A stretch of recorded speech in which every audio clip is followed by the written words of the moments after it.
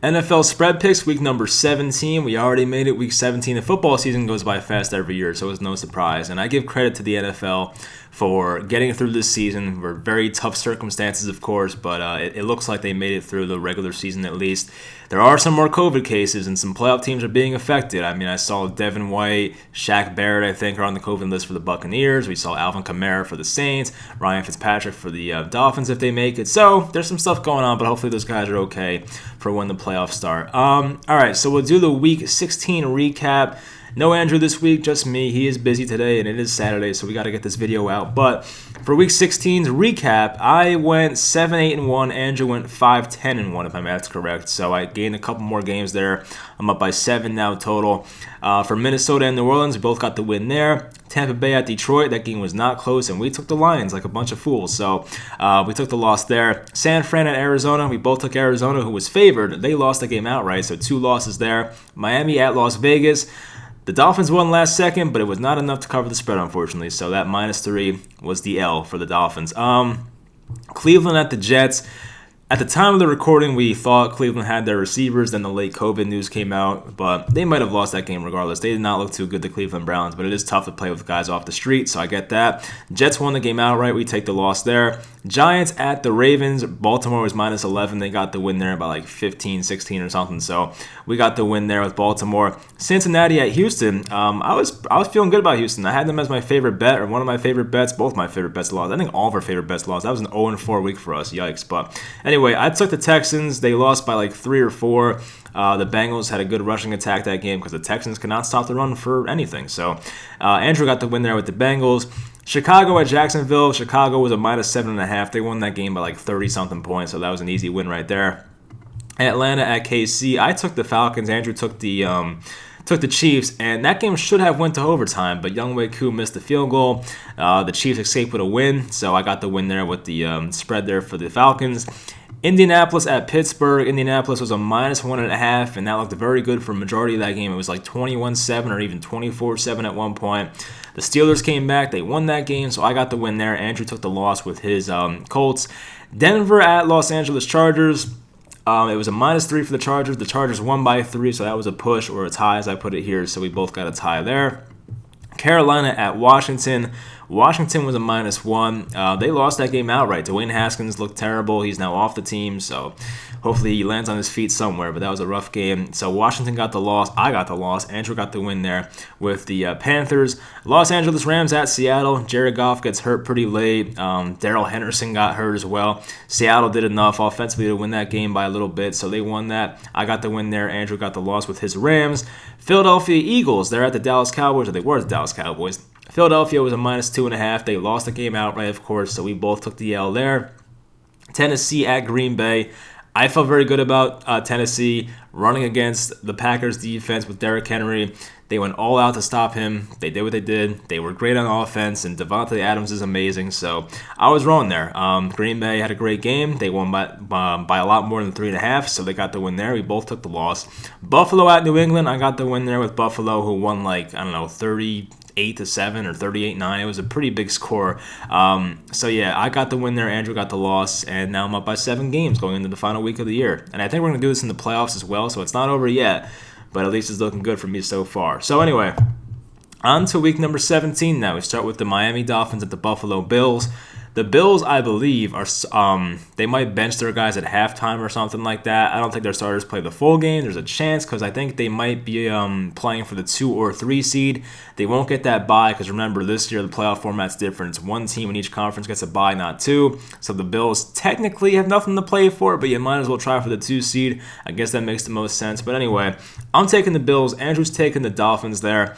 I know Andrew likes Tua a lot. No Ryan Fitzpatrick in this game, which I feel good about because I feel like Tua is a really good game manager, at least so far in his career. But Fitzpatrick's that guy, as we saw in the last game against the Raiders, who can bring you back from a deficit. I don't know if Tua is doing that. So if the Bills play their starters for the first half, and let's say they go into halftime up 21-10 or 17-7, like some score like that, do the Dolphins have the offense to come back and basically cover the game by 2? I don't really think so. So I'm taking the Buffalo Bills. I think Josh Allen's like 35 yards away from passing the single season passing yards record for the Bills, so he'll definitely get that one. So they'll play the starters for a little bit, hopefully at least a half. I'm banking on that, but I will take the Bills there to cover and win that game, so Andrew will go with the Dolphins.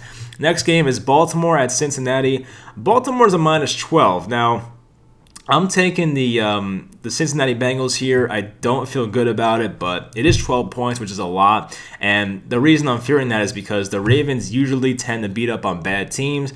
It is an in-division matchup, but I feel like when these guys played last year, it was, the Ravens blew them out. I don't know what happened earlier in their first matchup. I can't really remember, but it probably wasn't close either. So, yeah, I mean, I think the Ravens are a pretty decent pick here, but at the same time, I will take the 12 points. The Bengals at least showed last week. I know they played the Houston Texans, who have no defense, but at least they showed they can put up 34 points, and they played pretty well on offense that game. They got the run game going with P. Ryan. They got Gio Bernard going as well. So hopefully they find a way to put up points in this matchup, but if Baltimore smashes them, I would not be shocked either, but I'll take the points there. Just give me Cincinnati. Andrew goes with the Ravens. So we got a lot of picks against each other, honestly, this week. There's a lot. Anyway, Pittsburgh at Cleveland. Pittsburgh's benching a few guys here. I have it somewhere. No Ben Roethlisberger, no Marquise Pouncey, no TJ Watt, no Cam Hayward. Who else? Chris Boswell, Terrell Edmonds. There's a lot of guys out this week for the Pittsburgh Steelers. The Browns, they have to win this game to get in the playoffs essentially, so they're going to play everybody. The Browns hopefully get their receivers back from that COVID stuff going on last week. Cleveland, I think, will win this game, but from what I saw last year with Pittsburgh, and they basically played like 15 games without Ben Roethlisberger, I saw that Mason Rudolph and Duck Hodges had the Steelers at 7-9 or 8-8, whatever their record was last year, and they were a competent football team. I don't, even despite the fact that the Steelers are benching some, key starters, I still look at this as a game where the Steelers are well coached enough to at least lose the game by less than 10. So I could be wrong. Cleveland's the team that can run the ball over most people, but I feel like the Steelers are coached well enough. I do like Kevin Stefanski on the other side, and I know the Browns have a lot of their guys back, but it's a 10-point spread. If it was like 6.5, I'd probably still go with the Browns here, but 10 points is a lot here. That's a key number too, field goal and a touchdown away. I'll take the Steelers. I'm probably going to be wrong, but I'll take them anyway. Andrew takes the Browns there. Minnesota at Detroit. Minnesota's a -6.5. I feel pretty good about Minnesota. You have a good passing attack still with Justin Jefferson, Thielen. I know Dalvin Cook's out this matchup, but you still put in Amir Abdullah. Alexander Madison's back from his injury, I think it was, or COVID, whatever it was, but he's back. If they can put up 75% of the production that Dalvin Cook would give them, I feel like they should win this game. Detroit, still no Kenny Golladay. Matt Stafford's going to play through the injury. I don't know how long he'll last, but if not, it'll be Chase Daniel. So, look, the Lions, of course, could cover this game. It's a divisional matchup where neither team has anything to play for, really. So I just feel like I trust a healthy Kirk Cousins right now and the better passing attack of the Vikings. I feel like they'll put up a decent amount of points here. The Lions could put up points as well, but I just don't see them matching the Vikings offensively. Both defenses are trash, but give me the better offense, give me the healthy quarterback. I'll take the Vikings here. Andrew goes with the Lions. Next game, New York Jets, they're at the New England Patriots. The Jets coming off 2 straight wins. The Patriots look awful. The Patriots, when I made this graphic, were a -3.5 favorites. So Andrew's taking the Patriots. I'm taking the Jets. I think this might be the second time all year I'm taking the Jets, but I'm taking them. The other time I took them was that Rams game, and they actually won the game, so I felt good about that one. But I'm taking the Jets here. They have a lot more going for them right now. I don't know why they're all of a sudden winning these games, and they looked terrible at the beginning of the year, but I remember when they played the Patriots at home in week 10, 11 or so, the Jets had that game won. They had a double-digit lead with in the fourth quarter. Of course, the Patriots came back and won. So the Jets almost beat them last time. Now, the Patriots are looking awful right now. They really can't score points. The Jets, I feel like, have a lot of guys that they have something to play for. They're going to have a lot of roster turnover there. I feel like Sam Darnold has his job to play for and his spot on the team next year. So there is no more Trevor Lawrence for the Jets, but if the Jets go with Zach Wilson or Justin Fields, who was phenomenal last night, Sam Darnold probably has that on the back of his mind and still wants to play well and win this game. So I feel like the Jets have more to play for. The Jets have been hot recently. I'll take the Jets. Andrew's taking the Patriots there. Next is the Dallas Cowboys at my New York Giants, a big game. Dallas, when I did this, is a -2.5. They might be a 1.5 now, I saw, but I had my score prediction for this game. I put up a whole preview for this game, so I'm not going to waste too much time on it, but I had the Cowboys winning 27-23, which would cover that spread. So based on my score prediction and the way I think it's going to go, I'm taking the Cowboys. So is Andrew. Andrew has this game as his favorite bet, or one of his favorite bets. He has the Cowboys as well. Hopefully we both look stupid and get that one wrong. That would be nice. Next we have Atlanta at Tampa Bay. Tampa Bay is down Devin White. They're down Shaq Barrett. Atlanta, of course, has I think their center Alex Mack is out. They have no Julio Jones. But at the same time, still have Calvin Ridley, and he's been a monster. So, I mean, look, it's 6.5 points. Tampa Bay does have something to play for. They have a seeding to play for. I think the way it works is if Tampa Bay wins this game, they play the winner of the NFC East, which would be a much easier matchup than playing a team like the Green Bay Packers, for instance. So I feel like they have a lot to play for here. So Tampa Bay's going to go all out to win this game. But Atlanta, they've been playing some good football. And if you look at Atlanta's schedule, I went back and looked at it. They don't lose a lot of games by 7 or more. Like they've had games where they've lost by a good amount, but for the most part, I feel like how many losses do they have? Probably like 9 or 10 at this point. But of their like 9 or 10 losses, the Falcons, I feel like maybe 2 of them were by more than 7 points. They usually tend to play very close games. And if you think about the Falcons, they blew many games earlier this year, which is kind of why Dan Quinn got fired. So they're in close games. Now you're giving me 6.5 with the Falcons here in a divisional matchup. I feel like I'm gonna take that. Like I could be wrong, and so is Andrew. We're both taking the Falcons there, but Tampa Bay does have a lot more to play for, so there's that. But the Falcons do tend to play close games, so I will take them. Next is the New Orleans Saints at the Carolina Panthers. New Orleans is a -6.5. Andrew's going with the Saints. I'm going with the Panthers. I saw Alvin Kamara is out for this game. The Saints, I think, have something to play for. They might try to get the 1 seed, or I don't even know, honestly. It's so hard to remember all this stuff. I should have wrote it down somewhere. But I think the Saints are going to play their starters here. Of course, I saw nothing about them benching guys. But the Panthers at least have a team that's playing well recently. The Panthers won last week. The game they played in Green Bay a couple weeks ago, it was very close. So I feel like that team is playing hard now. And, if they basically lose by less than a touchdown, I will take the Panthers there. As Andrew always says, Teddy Bridgewater will keep you in games. I know the Saints have a tough defense, but at the same time, I feel like the Panthers have enough weapons to at least keep this game close. And, of course, maybe Drew Brees goes off in this game. There is no Kamara, as I mentioned. I don't know if Latavius Murray is out, like Ty Montgomery, those guys. I don't know if they have, like, that close contact stuff going on. But at the same time, the Saints have Michael Thomas out as well. So, there's a lot going against them. The Panthers, they still want to play hard for Matt Rule, the first-year head coach. I'll take the Panthers there to at least cover 6.5. Andrew takes the Saints. Next is the Green Bay Packers at the Chicago Bears. Green Bay is a -5.5. I took the Bears at first, but then once I saw Andrew took the Bears, I was like, you know what, I'll just take the Packers. And that's kind of what I do sometimes. But the Packers don't have David Bakhtiari. Their left tackle's now out for the year, which is huge news, honestly, so that sucks for them. The Bears, though, they have been playing very well recently. They've been beating up on some bad teams. They killed the Texans. They killed the Jaguars. They killed the Lions, I think, at some point as well. So the past 3 or 4 games, the Bears have been unbelievable. And Mitch Trubisky might buy himself a 5th year. We'll see. But he's been playing really well recently. David Montgomery's been great for the run game. The Packers, though, are on a different level. I just feel like the Packers are a much better team. And I could be wrong because 5.5 is a lot of points, I feel like. But still, I will take the Packers because I feel like when the Packers win, they kill you. They don't win close games this year, at least. They've been winning a lot of blowouts, and I feel like this might be no different. They want to win this game, as I mentioned before, playing for that 1 seed, get the bye. That would be huge for them. So if they can get it, that'd be great. I feel like they're going to try, they're going to go all out to win this game. I don't know what the Bears and Packers, the games they play, I don't know if they're close or not normally, but I don't know. The Packers are a better team. I'll just take the Packers there. Andrew will take the Bears. Next is Jacksonville, who has nothing to play for, at Indianapolis. So they have the 1 pick locked up. Indianapolis is a -14. I think it's Mike Glennon now at quarterback. I can't even keep up. It's always Minshew, Glennon, who's the other guy? Luton. I don't even know who's starting at quarterback, but it's close enough. I'm taking Jacksonville. I know their running back is out as well, James Robinson.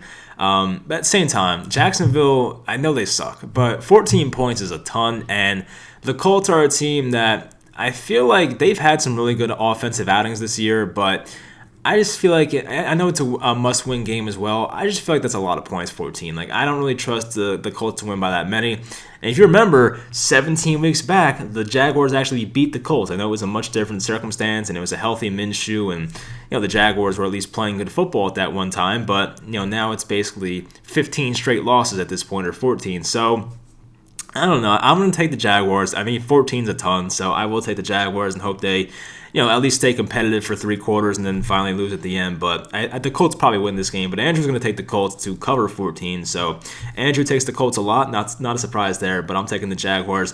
Tennessee at Houston, a divisional matchup. Tennessee has to win this game. Tennessee's a -7.5. I'm taking the Titans. He's taking the Texans. So the way I look at it is, the Bengals last week just killed them on the ground, the Texans, and if Samaje Perine and a bad offensive line can kill you on the ground, I can only imagine what Derrick Henry and a pretty good offensive line is going to do to you on the ground as well. So with that being said, I will take the Titans. If they stop the run, I trust Tannehill to pass all over the Texans defense, which once again is not good. They lost their best cornerback, Roby, with the PED stuff, so I mean, you're asking Deshaun Watson to do a ton there. I don't know if Andrew knew this, but the left tackle, Laramie Tunsil's out for the Texans, so that's another big loss for them. So I feel like the Titans have a lot more going for them right now. I know 7.5 is a pretty big number, but the Titans, I feel like, with something to play for, I can see the Titans win this game by a lot. I'll put it that way, which is why they're one of my favorite bets. I have the Titans and the Falcons as my favorite bets. As you can see, Andrew has the Washington football team and the Cowboys as his favorite bets, but I like the Titans a lot here. I'm taking them. Next is Los Angeles Chargers at the KC Chiefs. Now, the Chiefs, mind you, are benching just about everybody. So the Chargers are surprisingly 3.5-point favorites. Of course, that's the case. So I know that the Chargers have some guys out, like Brian Bulaga, Joey Bosa's out, so that sucks. But at the same time, you're asking, is it, who starts for the Chiefs? It's Chad Henne. It's Chad Henne against Justin Herbert. So Herbert is going to be playing for some rookie records. I think he needs like 330 yards to break the rookie passing yards record. I forget if he broke the touchdown record yet or not, but I'm pretty sure he did. But anyway, they're playing for some records there. They'll try to throw all over the Chiefs, and I know there's no Keenan Allen out there. He's out for this game, but you still have Mike Williams. You still have like that Guyton guy. You still have that Tyrone Johnson guy. Hunter Henry's on the COVID list. I don't know if he's I don't know if he can play in this game or not, but still, there's enough weapons there for the Chargers. Austin Eckler's still there as well. So I like the Chargers a lot more. I want to take them. They might have been one of my favorite bets, but it's hard to trust the Chargers because they just do so many stupid stuff. They do a lot of stupid stuff. So Andrew's taking the Chargers as well. We'll both take them there over the Chiefs because they're benching their whole team. Next is the Las Vegas Raiders. They're at the Denver Broncos. Las Vegas is a -2. I'm taking the Raiders, and so is Andrew. Denver, it's tough to root for them and even believe in them right now because they just look awful, so I don't really know what to do with them. At least Las Vegas played really well against a playoff team in Dolphins, if they make the playoffs at least, but a playoff caliber team in the Dolphins. They definitely should have won that game, and John Gruden looks like an idiot for it, but, I'm going to take the Raiders because they are the better team, I feel like. Derek Carr, I mean, look, you're still playing for a job technically. I know he has like a big contract and all that, but if the Raiders want to move off him, they'll move off him. So I feel like Derek Carr still has something to play for. There's a lot of young guys on that Raiders team that, still want to prove themselves. So I feel like they won't check out. They'll play hard. I guess Andrew feels the same way. He'll take the Las Vegas Raiders as well. Here's a big game for the playoffs. Arizona Cardinals at the Los Angeles Rams. Arizona's a -3, and a lot of that's because of Jared Goff being out this game. They're starting some guy, I forget his name. I don't know if I wrote it down somewhere. I want to see, but they're starting some like AFL or AAF quarterback. I'm trying to find his name for you guys real quick. I guess it doesn't really matter, but where is that game? I don't even know. I can't find it. Sorry, but yeah, it's some quarterback that's never played before. So I don't know what he looks like. I don't know how good he is. Maybe he's better than Jared Goff. I don't know. Probably not, but Kyler Murray himself is injured, but he's playing through it, and I just trust the Cardinals a lot more.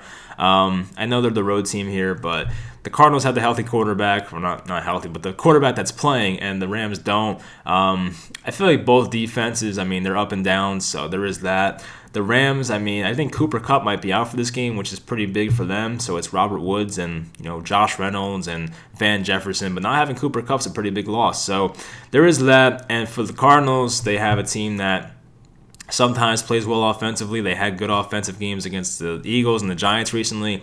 But honestly, for the second half of the year, the Cardinals have not been too impressive. So that definitely concerns me. I could see the Rams winning this game, but due to the quarterback not playing for the Rams, I will take the Cardinals, and so will Andrew. For the Seattle Seahawks at the San Francisco 49ers, Seattle's a -6.